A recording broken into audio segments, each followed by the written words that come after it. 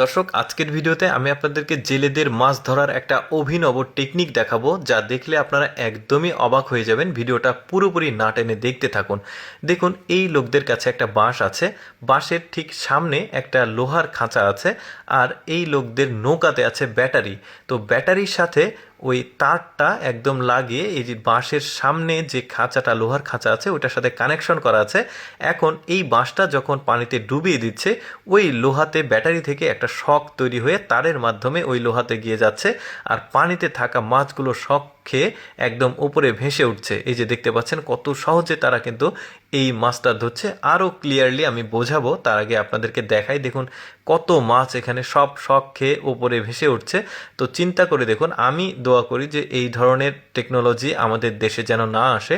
কারণটা হচ্ছে, আমাদের দেশে জলাশয় কম, জেলের সংখ্যা বেশি। এই ধরনের প্রযুক্তি আসলে আমাদের দেশের খাল বিলে এমনি মাছ নাই, আর এই মাছগুলো একদমই ধ্বংস হয়ে যাবে।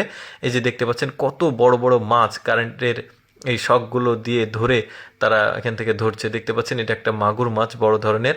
এই যে দেখতে পাচ্ছেন, আমি আরেকটু বুঝিয়ে বলি। এই বাঁশের সামনে আছে লোহার খাঁচা, আর ওই লোহার সাথে তার লাগানো আছে। বাঁশের সাথে পেঁচিয়ে পেঁচিয়ে এই লোকটার পিঠে আছে একটা ব্যাটারি।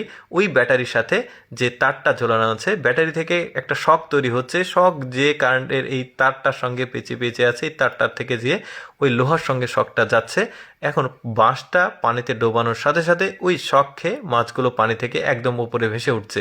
চিন্তা করে দেখুন কি একটা টেকনোলজি।